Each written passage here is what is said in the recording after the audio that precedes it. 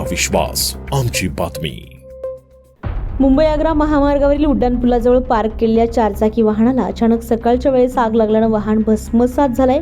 सुदैवानं या घटनेमध्ये कोणतीही जीवितहानी झाली नाहीये। आग लागण्याचं कारण अद्याप स्पष्ट नाहीये, परंतु शेकोटी करून बसलेल्या भंगार गोळा करणाऱ्यांमुळे आग पेटल्याचं प्राथमिक अंदाज आहे।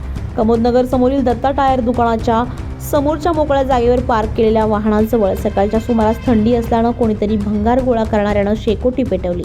शेकोटी पेटल्यानंतर वाऱ्याच्या दिशेनं गवतही पेटलं, त्याबरोबरच गाडीने पेट घेतलाय। दरम्यान अग्निशमन दलाच्या त्वरित कारवाईमुळे आग आटोक्यात आणण्यात आली आहे। या घटनेमुळे महामार्गावरील वाहतूक काही वेळासाठी विस्कळीत झाली होती, परंतु नंतर ती पुन्हा सुरळीत करण्यात आली आहे। आग का आणि कशी लागली याचं कारण शोधण्याचा प्रयत्न सुरू आहे। सागर चौधरी, आपलं शासन, नाशिक।